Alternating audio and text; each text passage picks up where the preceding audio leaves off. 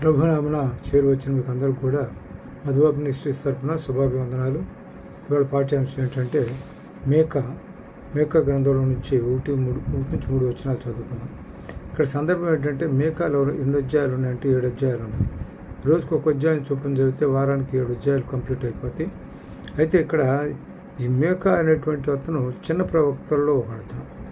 ఇతను మొరషియా దేశస్థుడు. ఇతను ఈ మొరషియా దేశస్థుడు మేకా ప్రవచించిన దినముల్లో ఇజ్రాయెల్ దేవునికి దూరంగా ఉన్నందున మేకా ప్రవచించిన దినంలో ఇజ్రాయెల్ దేవునికి దూరంగా ఉన్నారు. కారణం ఏంటంటే వాళ్ళు చేసిన దేవునికి అవిధేయులుగా ఉన్నందువలన. అసలు ఇందులో ఇక్కడ ఏంటంటే మనం మొదట వచ్చిన చదువుకుంటే ఈ మేకా ఎప్పటివాడంటే యోతాము, ఆహాజు, హిజ్కియా అను యూదా రాజుల దినముల్లో షోమ్రోనును గూర్చి యెరూషలేమును గూర్చి దర్శనరీతిగా మొరస్తీషీయుడైన మేకాకు ప్రత్యక్షమైన యెహోవా వాక్కు. ఇతను మొరస్తీషీయుడు. ఎవరి దినాల్లో? యోతాము, ఆహాజు, హిజ్కియాను యూదా రాజుల దినములలో ప్రవక్త అనమాట. కాబట్టి ఈయన ప్రవచించి దేవుడికి ఇతను ఈ ప్రవక్త కదా, దేవుడు ఈయనతో మాట్లాడాడు.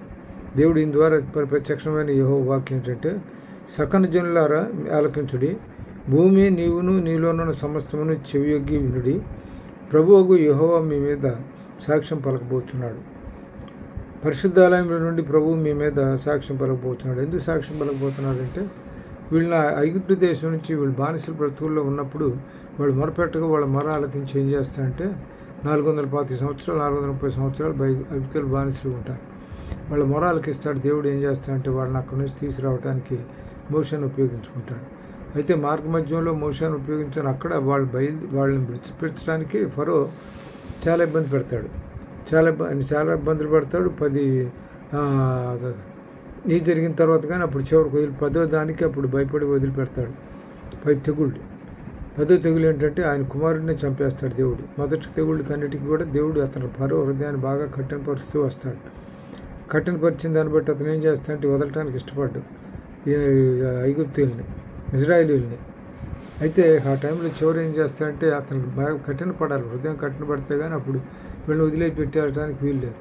చివరి దశలోకి వచ్చేప్పుడు కుమారుడు కూడా చచ్చిపోయేటప్పుడు భార్య ఏం చెప్పొద్దంటే వాళ్ళు దేవుడు తోడై ఉన్నాడు కాబట్టి వాళ్ళని వదిలిపెట్టేసి వాళ్ళు వెళ్ళిపోతారు, వాళ్ళని గురించి నువ్వు ఎక్కువ ఇది తీసుకోవద్దని చెప్పని చెప్పుద్ది భార్య మాట విని వాళ్ళు వదిలిపెడతాడు. అయినా అతను వాళ్ళు వెళ్ళిపెట్టడానికి ఇష్టం లేదు. ఎందుకంటే వాళ్ళు ఆ సేవకులుగా పనిచేస్తున్నారు, ఇటుకలు తయారు చేసే పనిలో ఉన్నారు. దేశం అభివృద్ధి కోసం, దేశం పట్టణ నిర్మాణాల కోసం ఇటుక అవసరం చాలా ఉంది. అందువల్ల నేను ఇటుక కోసం అని చెప్పని బయటికి పోతే అలాంటి వాళ్ళు మనకు దొరకరని అభిప్రాయంతో పైకి పంపించినా వాళ్ళు పోవటం ఆయనకి ఇష్టం లేదు. అయితే వీళ్ళు బయలుదేరి వచ్చేస్తారు. వీళ్ళు తొందరగా బయలుదేరి వెళ్ళిపోతూ ఉండగా మార్గ మధ్యంలో వీళ్ళకి ఏం కనపడుతుందంటే ఎర్ర సముద్రం కనపడుతుంది. వీళ్ళ పరిస్థితి ఎట్లా ఉంటుందంటే ముందు నుయ్యి వెనక్గొయ్యిగా ఉంటుంది. బయటికి దాటిపోవాలంటే ఎర్ర సముద్రం, వెనక్కి చూస్తేనో ఫరో సైన్యం. అప్పుడు వీళ్ళు ఏమనుకుంటారంటే గొనుక్కుంటారు, మేము అక్కడ ఉన్నా కూడా ఐగుప్తులో ఉన్నా కూడా ఏదో రకంగా బతికేవాళ్ళం, ఎట్లా ఉండేవాళ్ళం, నువ్వు మార్గ మధ్యలో తీసుకొచ్చి చంపడానికి అని చెప్పని అంటారు. అప్పుడు మోషే ఏం చేస్తాడంటే దేవుని వైపు చూస్తాడు. వీళ్ళేమో సమస్య వైపు చూస్తే మోషే దేవుని వైపు చూస్తాడు. దేవుని వైపు చూస్తే దేవుడు నీ చేతులు ఎత్తమంటే తూర్పు గాలి వీచి ఎర్ర సముద్రం 2 పాయలుగా విడిపోద్ది. 2 పాయలుగా విడిపోయిన తర్వాత ఈ జనం అంతా కూడా 2 పాయల్లో గుండా బయటికి ఐగుప్తు దేశం నుంచి ఎర్ర సముద్రం దాటి బయటకు వచ్చేస్తాను. వచ్చిన తర్వాత అక్కడి నుంచి వాళ్ళకి శ్రమలు ప్రారంభమవుతాయి. శ్రమలు అంటే వీళ్ళకి శ్రమలే ఉండవు. అయితే మోషే అన్నీ సమకూర్చి పెడుతుంది. మోషే దేవుని బట్టి అన్నీ సమకూరుస్తానన్నాడు. వీళ్ళు వచ్చిన తర్వాత ఫారెస్ట్లోకి వచ్చి అడవిలోకి వచ్చిన తర్వాత మార్గ మధ్యలో ఏమవుద్దంటే వాళ్ళకి దాహం అయితే ఒక దగ్గరికి పోయి దాహం కోసం మంచిల కోసం చూస్తే ఆ నీళ్ళు చేదుగా ఉంటాయి. అప్పుడు దేవుడు మోషే దేవుడి వైపు చూస్తే అక్కడ చెట్టు ఒకటి ఉంది, దానిలో వేస్తే ఆ నీళ్ళు చేదు విరిగిపోద్ది అని చెప్తాను. ఆ చేదు విరిగిపోద్ది, మంచిలు తాగుతారు, వాళ్ళు శుభ్రంగా తాగి తృప్తి పొందుతారు. ఆ తర్వాత వీళ్ళు బయలుదేరి కొంత దూరం వచ్చిన తర్వాత వాళ్ళకి ఏమవుద్దంటే ఈ ఆహారం కావాలి కదా, దూరం ప్రయాణం చేస్తున్నట్టు ఆహారం కావాలంటే ఎక్కడి నుంచి వస్తుంది? వాళ్ళు మధ్యలో వండుకోవటం చేయటం అనేటువంటి దానికి కావాల్సిన ఆహార పదార్థాలు కావాలి కదా, అవి లేవు. అప్పుడు ఏం చేస్తాడంటే మోషే దేవునికి మొరపెడితే దేవుని మన్నాను కురిపిస్తాడు. మన్నాను కురిపించి 6 రోజులు తినమంటాడు. 8వ రోజుకి వచ్చేటప్పటికి ఆదివారం వస్తుంది కదా, ఆదివారం నాడు విశ్రాంతి దినం, శనివారం నాడు విశ్రాంతి దినం. అప్పట్లో ఆయన ఏం చేస్తారంటే ఒక రోజు తీసుకోండి, తర్వాత రోజుకి జాగ్రత్త చేసుకోండి అని చెప్తాడు. వీళ్ళు ఏం చేస్తారంటే ఎక్కువగా తీసుకున్నారనుకో, వాళ్ళు తినడానికి కావాల్సిన అంతవరకు కాకుండా ఎక్కువ తీసుకుంటే ఆహారం పాడైపోదు. అందువల్ల దేవుడు చెప్పిన ప్రకారం వీళ్ళు చేస్తే వాళ్ళు వారం రోజులు ఆహారం తృప్తిగా భుజిస్తారు. ఆ విధంగా మార్గ మధ్యంలో ఆహారాన్ని అందుబాటులోకి తీసుకొస్తాడు. అది అయిపోయిన తర్వాత వీళ్ళు మాంసం లేదని కొనుక్కుంటూ ఉంటే దేవుడు ఏం చేస్తాడంటే పూరేళ్ళను గెలిపిస్తాడు. పూరేళ్ళని గెలిపిస్తే తింటారు, తృప్తిగా పరువుని ఉంటారు. కాబట్టి ఆ విధంగా ఏంటంటే మార్గ మధ్యంలో వీళ్ళకి ఏ లోటు లేకుండా, ప్రయాణంలో వీళ్ళకి చెప్పులు కానీ అరగవు, బట్టలు మాసిపోవు, క్షేమంగా చేరుకుంటారు, అనారోగ్యం ఉండదు. అందువల్ల వీళ్ళని ఏం చేస్తారంటే జాగ్రత్త తీసుకొస్తున్నప్పటికీ కూడా, ఆ మహిమకార్యాలు జరిపిస్తున్నప్పటికీ కూడా వీళ్ళు ఏం చేస్తారంటే ఏది లేదని ఇది లేదని కొనుక్కుంటూ ఉంటుంటారు. అది ఆ సందర్భాన్ని బట్టి ఏమవుతుందంటే ఇక్కడ వీళ్ళని కోపగిస్తాడు. వీళ్ళ మీద కోపగించడం అంటే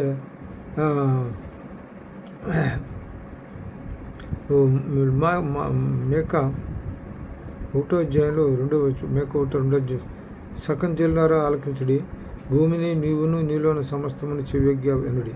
ప్రభువుకు యెహోవా మీ మీద సాక్ష్యం పలకపోతున్నాడు. పరిశుద్ధాలయంలో నుండి ప్రభువు మీ మీద సాక్ష్యం పలకపోతున్నాడు. ఏమైనా సాక్ష్యం పలకపోతున్నాడు? వీళ్ళు ఇట్లా ఉన్నారు కాబట్టి వీళ్ళని ఇట్లా వీళ్ళ పరిస్థితులు ఈ విధంగా నేను సాక్ష్యం పలకపోతున్నాడు, వీళ్ళు ఎట్లా ఉన్నారని. అందువల్ల అక్కడ సందర్భంలో దేవుడికి ఏమవుతుందంటే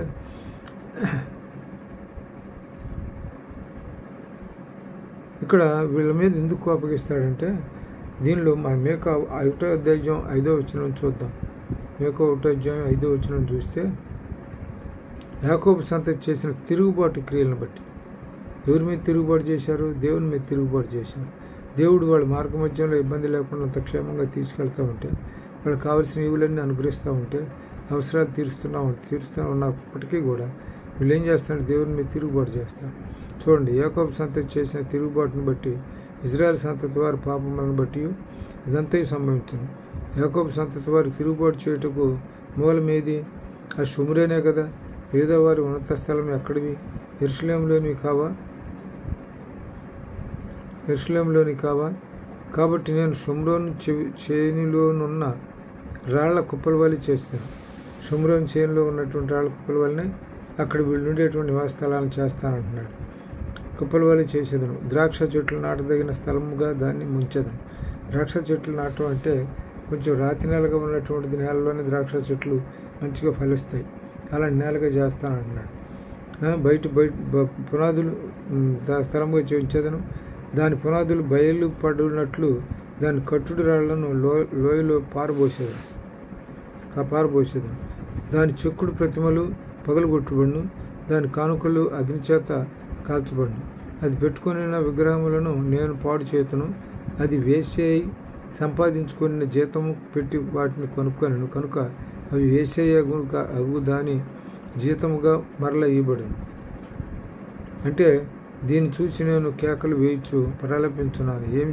ఏమీ లేకుండా దిగంబరిపై నక్కలు అరుచున్నట్లుగా అరుచున్నాను, నిప్పుకోడి మూలుచున్నట్లు మూలుచున్నాను. అంటే వీళ్ళు ఏంటనమాట, ఇక్కడ పరిస్థితులను బట్టి చాలా ఇబ్బందులు పడుతున్నారు. ఈ దీన్ని ఎందుకు పెట్టాడంటే ఈ బాధలు వీళ్ళు చేసిన పొరపాటే. 5వ వచనంలో ఏం చెబుతున్నాడు? దీనిలో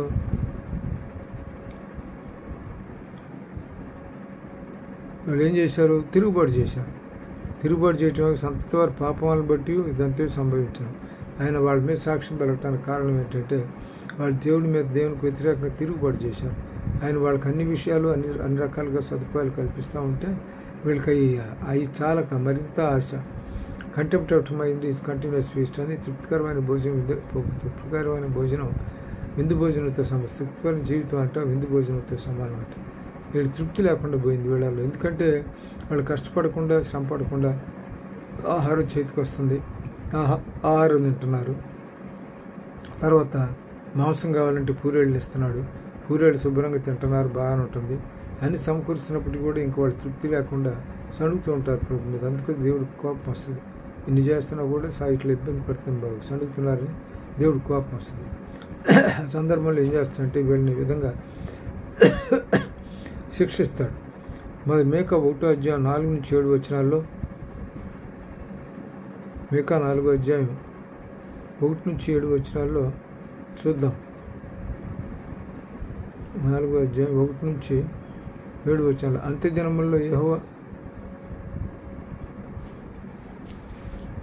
అంత్యదినముల్లో యెహోవా మందిర పర్వతముల శిఖరమున స్థిరపరచబడి కొండల కంటే ఎత్తుగా ఎత్తబడగా ప్రవాహం వచ్చినట్లు జనులు దానిలోనికి వచ్చారు. కాబట్టి ఆ కాలంలో అన్ని జనులకు అనేకులు వచ్చి సీయోనులో నుండి ధర్మశాస్త్రమును, యెరూషలేము నుండి యెహోవా వాక్కును బయలువెడెను. యాకోబు దేవుని 4-7 చూద్దాం. ఎవరు భయం లేకుండా ప్రతివాడును తన ద్రాక్ష చెట్టు కిందను తన అంజూరపు చెట్టు కిందను కూర్చుండను. సైన్యములకు అధిపతికి యెహోవా మాట ఇచ్చున్నాడు. సకల జనములను తమ తమ దేవతల నామమును స్మరించు నడుచుకుందరు. మనమైతే మన దేవుడైన యెహోవా నామమును ఎప్పుడూ స్మరించుకుందాం.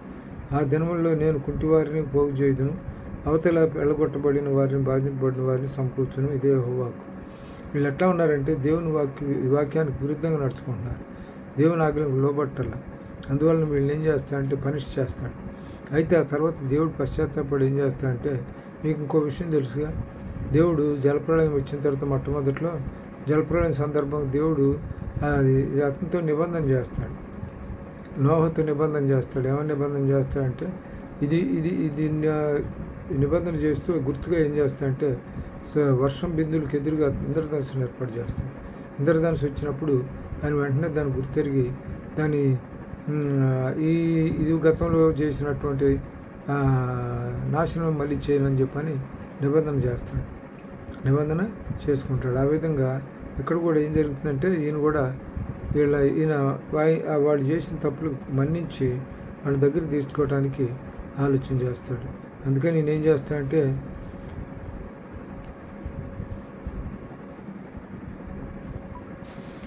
ఆరు దినములు దీనిలో ఆ సకల జనులు తమ తమ దేవతలను నామమును స్మరించు నడుచుకుంటుందరు. మనమైతే మన దేవుడైన యెహోవా నామమును ఎల్లప్పుడూ స్మరించుకుందాం. మన దేవుడైన యెహోవా నామాన్ని స్మరించాలి, కానీ అన్ని దేవతలను మనం స్మరించుకోవటం దేవునికి ఇష్టం లేదు. విగ్రహారాధన పనికిరాదు. దీనిలో చెబుతాడు కదా, పదాజ్ఞలు ఇచ్చినప్పుడు నిర్గమకాండం 20వ అధ్యాయంలో చెబుతాడు. చూద్దాం. నిర్గమకాండం 20వ అధ్యాయంలో 1 నుంచి చూస్తే దేవుడు ఈ ఆజ్ఞలను వివరించి చెప్పాను. నీ దేవుడైన యెహోవాను నేనే దాసుల గృహమైన ఐగుప్తు దేశం నుండి నిన్ను వెలుపలికి రప్పించుతాను. నేను తప్ప వేరొక దేవుడు నీకు ఉండకూడదు. పైన ఆకాశం అందే కానీ క్రింద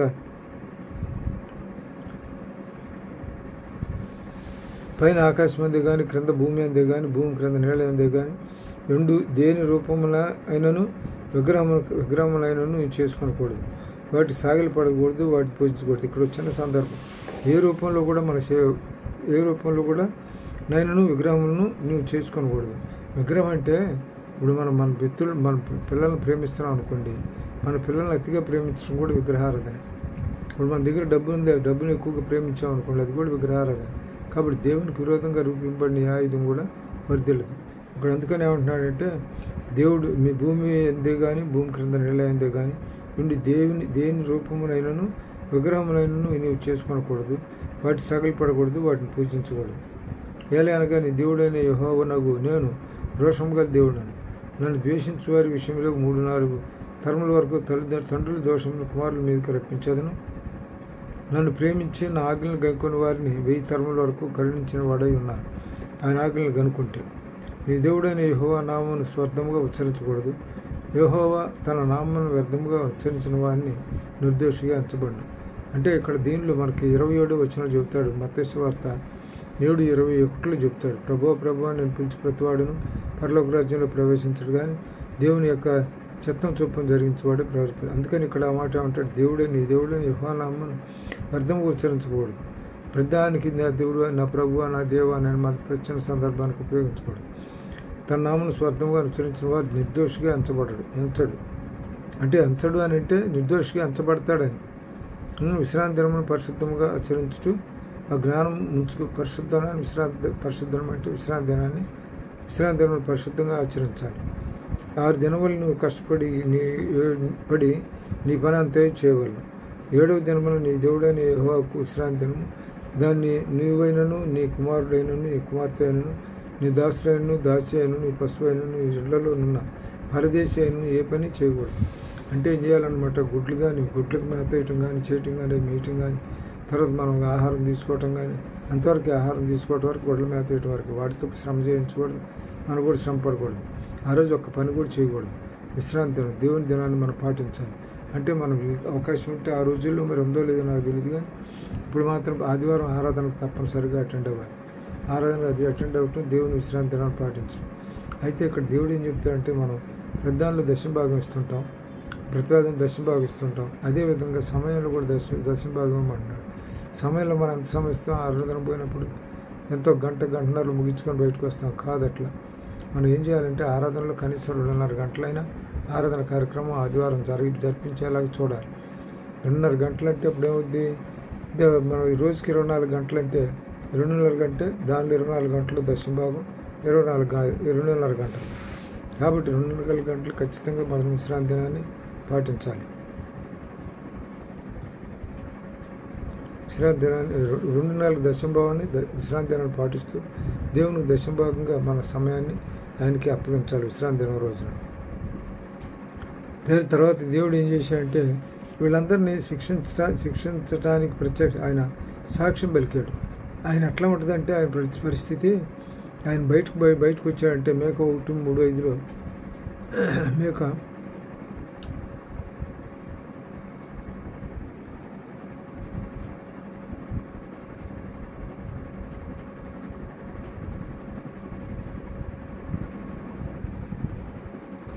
ఇదిగో యెహోవా స్థలం విడిచి బయలుదేరుతున్నాడు. ఆయన దిగి భూమి యొక్క స్థలం మీద నడబోతున్నాడు. ఆయన నడువుగా అగ్నికి మైనము కరుగునట్లు పర్వతములు కరిగిపోవును, లోయలు విడిపోవును, వాటం మీద పోసిన నీరు పారునట్లవి కరిగిపోరు. అంటే దేవుని యొక్క ఎంత మహిమాశక్తి కలిగినటువంటి వాడంటే, ఆయన ఎక్కడైనా అడుగు పెడితే అక్కడ బద్దలైపోవటం. అంటే ఇక్కడ ఆయన సాక్ష్యం పలకడానికి బయటకు వస్తున్నాడు, కానీ మనలాగా మనం ఎక్కడికి పోతున్నప్పుడు కనీసం ఒకసారి నడిచేటప్పుడు చేయం కూడా మన కాలు కింద చావదు. చేయం కాలు కింద పడుద్ది, కానీ గవకని కాలు ఎత్తేటప్పుడు బ్రతికి వెళ్ళిపోతుంది మెల్లిగా.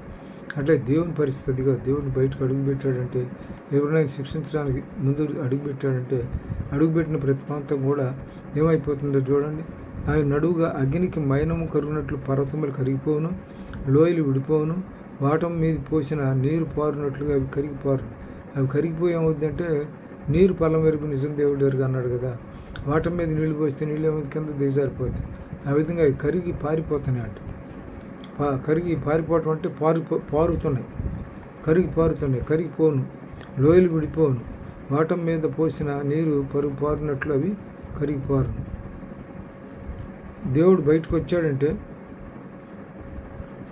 యాకోబు సంతతి చేసిన తిరుగుబాటును బట్టి, ఇజ్రాయెల్ సంతతి వారి పాపం బట్టి ఇదంతయు తిరుగుబాటును బట్టి ఇదంతా సంభవించును. యాకోబు సంతతి వారు తిరుగుబాటు చేయుటకును మూలమేది, అది షోమ్రోనే కదా. ఏదో వారి ఉన్నత స్థలం ఎక్కడివి, యెరూషలేము లేనివే కదా. కాబట్టి నేను షోమ్రోను చేనులో ఉన్న రాళ్ల కుప్పల వల్లే చేసేదను. ద్రాక్ష చెట్లు నాటదగిన స్థలముగా దాన్ని ఉంచేదను. దాని పునాదులు బయటపడినట్లు దాని కట్టుడు రాళ్లను లోయలో పారబోసేదను. దాని చెక్కుడు ప్రతిమలను పగలుగుట్టు కొట్టబడును. దాని కానుకలు అగ్నిచేత కాల్చబడును. అది పెట్టుకుని విగ్రహములను నేను పాడు చేతును. అది వేసి అయి సంపాదించుకొని జీతం పెట్టి వాటిని కొనుక్కొనను గనుక అవి వేసేయగు దాని జీతముగా మరలా ఇవ్వబడును. దీన్ని చూచి నేను కేకలు వేయచ్చు ప్రలాపించున్నాను. ఏమి లేకుండా దిగంబరనై నక్కలు అరుచున్నట్లు అరుచున్నాను, నిప్పుకోడు మూలుగునట్లు మూలుగుచున్నాను. దానికి తగిలిన గాయములు మరణకరములు, అవి యోధాకు తగిలి ఉన్నవి. నా జనులు గుమ్మం వరకు, యెరూషలేము వరకు అవి వచ్చి ఉన్నవి. అంటే వీడు సాతాను శోధనలో పడిపోయారు. దేవుడు ఉగ్రతను బట్టి వీడు సాతాను శోధనలో పడిపోయారు. కాబట్టి వాళ్ళని పిలుస్తున్నాడు, వెనక్కి పిలుస్తున్నాడు. ఎందుకని పిలుస్తున్నాడంటే, దేవుడు కరుణమయుడు, క్షమా సంపన్నుడు, దయాహృదయుడు, ప్రేమ కలిగివాడు కనుక వీళ్ళు ఏం చేస్తారంటే మళ్ళీ వెనక్కి బయటికి పిలుస్తున్నాడు. చూడండి, దీనిలో వెనక్కి బయటికి పిలుస్తున్నాడంటే దీనిలో యెషయా గ్రంథంలో చెప్తాడు. మేక 2:12-13 చూద్దాం. మేక 2వ అధ్యాయం 12-13 వచనాలు. యాకోబు సంతతి తప్పక నేను మున్ముందు యాకోబు సంతతి తప్పక నేను మున్ముందు మిమ్మల్ని అందరినీ పోగు చేసేదను. ఇశ్రాయేలులో శేషించిన వారిని తప్పక సమకూర్చుదును. బొస్రా గొర్రెలు కూడినట్లు వారిని సమకూర్చుదును. తమ మేత స్థలముల్లో వారిని పోగు చేతును. గొప్ప ధ్వని పుట్టినట్లుగా మనుషులు విస్తారంగా కూడుదురు. అక్కడ సందర్భం ఏంటంటే, అక్కడ వీళ్ళు బయలుదేరి వచ్చిన తర్వాత అక్కడ ఎక్కువ మంది అక్కడ ఉన్నారు. ఎవరికి అక్కడ పరిస్థితులు పెద్దగా లేదు, అవగాహన లేదు. పెద్దోళ్ళంతా ఏం చేస్తారంటే అక్కడ సుఖాలకు సంతోషాలకు అనుభవించిన వాళ్ళే రావడానికి ఏం చేస్తారంటే దేవుని ముందు సనుగుతారు. వాళ్ళు మార్గ మధ్యలోనే పోతారు. సరిగిన వాళ్ళంతా దేవునికి వ్యతిరేకంగా రూపబడిన ఆయుధం వర్దలదు. ఏ ఆలోచన కానీ జ్ఞానం కానీ వివేచన కానీ వాళ్ళిద్దరు వర్దలదు. అందువల్ల మార్గ మధ్యలో పోతారు. వాళ్ళ సంతతి ఉందే చిన్నవాళ్ళు యవనస్తులుగా ఉన్నవాళ్ళు మాత్రమే ఇక్కడికి వస్తారు. వారికి ఏం చేస్తాడంటే దేవుడు ద్వితీయోపదేశకాండం ద్వారా వాళ్ళకి బోధిస్తాడు. దేవుని ఆజ్ఞలన్నీ వాళ్ళకి కనిపిస్తాడు, వినిపింపజేస్తాడు. తర్వాత ఇక్కడ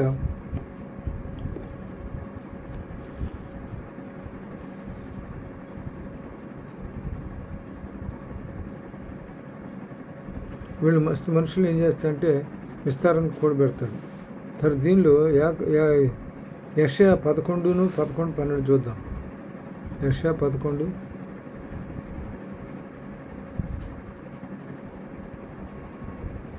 11:12 వచ్చినారు. ఆ దినమున శేషించు తన ప్రజల శేషమును అష్షూరులో నుండి, ఐగుప్తులో నుండి, పత్రాసులో నుండి, కూషులో నుండి, ఏలాములో నుండి, షేనార్లో నుండి, హమాతులో నుండి, సముద్ర ద్వీపముల నుండి విడిపించి రప్పించుటకు యెహోవా రెండో తన చేయి చాచును. జనములను పిలుచుటకు ఆయన ఒక ధ్వజమును నిలువబెట్టును. భ్రష్టులైపోయిన ఇశ్రాయేలును పోగు చేయును. భూమి యొక్క 4 దిగంతముల నుండి చెదిరిపోయిన యూదా వారిని సమకూర్చును. ఎఫ్రాయిమునకు మత్సరం పోవును. యూదా విరోధులు నిర్మూలన మగుదురు. ఎఫ్రాయిం యూదా యందు మత్సరపడును. యూదా ఎఫ్రాయిమును బాధింపడును. వారు ఫిలిస్తీన్ల భుజం మీద ఎక్కుదురు. పడమటి వైపుకు పరిగెత్తిపోదురు. ఏకీవించి తూర్పు వారిని దోచుకుందరు. కాబట్టి ఇట్లా ఏంటంటే వీళ్ళందరినీ కూడా ఎక్కడ ఆయా ప్రాంతాల్లో ఉన్న వాళ్ళందరినీ కూడా దేవుడు ఏమైనా వెనక్కి పిలుస్తాడు.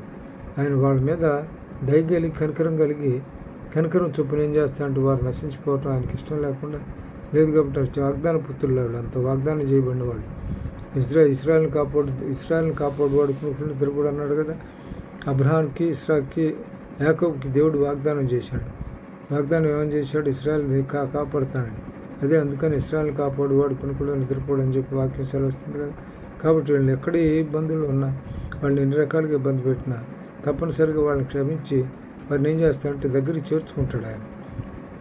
దీనిలో ఇంకో వచ్చిన చూద్దాం. యెషయా 27:12-13. యెషయా 11:12 చూసాంగా. 27:11 చూద్దాం. 27:12-13 ఎన్ని చోట్ల ఎన్ని సందర్భాలుగా దేవుడు 27:12-13 ఆ దినమున యూఫ్రటీసు నదీ ప్రవాహం మొదలుకొని ఐగుప్తు నది వరకు యెహోవా తన ధాన్యమును తొక్కును. ఇశ్రాయేలులారా మీరు ఒకరినొకరు కలుసుకొని కూర్చోబడుదురు. ఆ దినమున పెద్ద బోర వదబడును. అష్షూరు దేశంలో నశింపని సిద్ధమైన వారును, ఐగుప్తులో వెలివేయబడిన వారును వచ్చెదరు. యెరూషలేమునున్న పరిశుద్ధ పర్వతమున యెహోవా వాక్కు నమస్కారం చేయుదురు. కాబట్టి ఆయన పిలిచినప్పుడు ఏం చేస్తారంటే వీళ్ళంతా కూడా ఆ దేశాల నుంచి ఆ ప్రాంతాలకు విడిపోయిన వాళ్ళంతా చల్లాచెదురైపోయిన వాళ్ళందరినీ ఆయన పిలుస్తాడు. తర్వాత దీనిలో ఇక్కడ యెహెజ్కేలులో కూడా చెబుతాడు అన్నమాట. యెహెజ్కేలు 34:11-15 యెహెజ్కేలు 34:11-15 చెబుతాడు.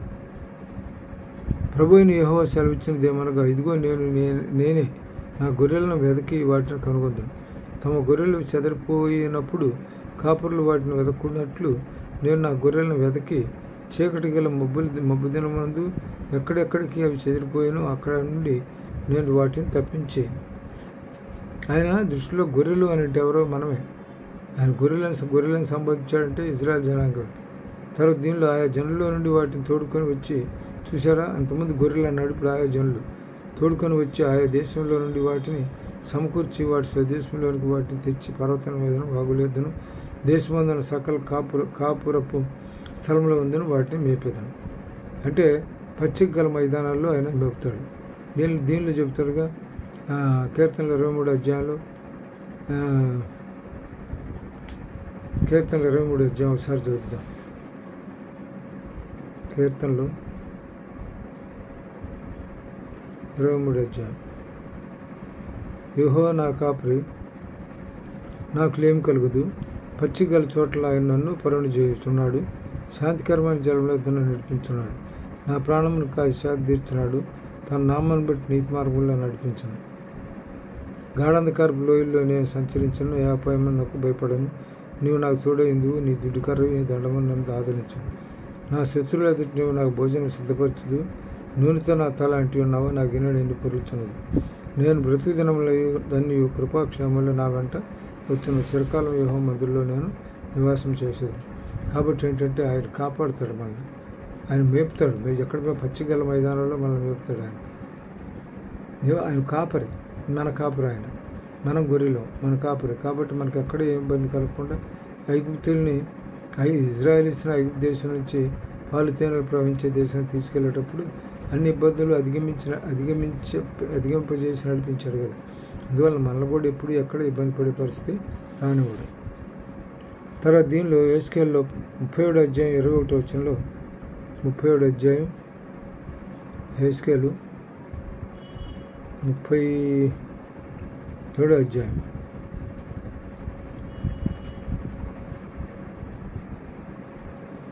37 అధ్యాయం 21 నుంచి 23 వచనాలు చూద్దాం.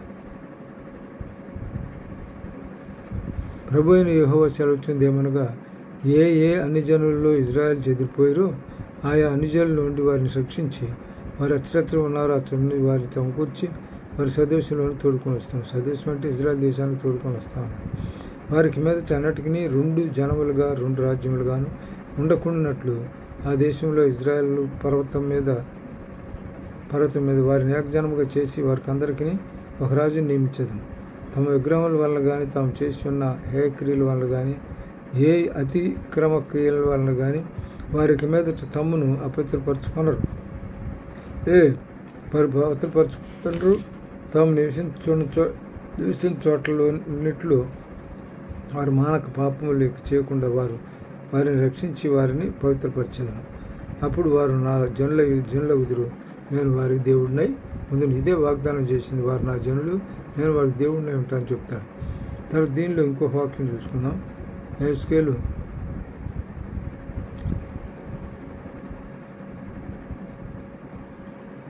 34:11-17.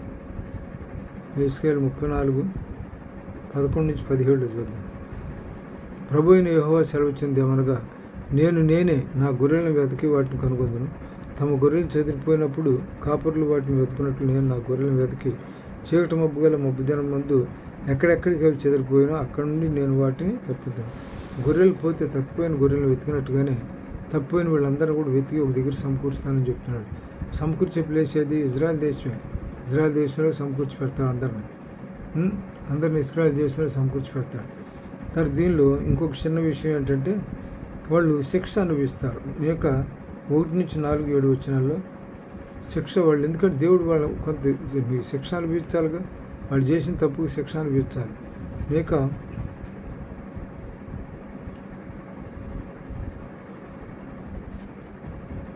1-4-7 వచనాల్లో 1-4-7 వచనాలు ఆయన నడువుగా పైన అగ్ని. తర్వాత దీనిలో 8-16 చూద్దాం.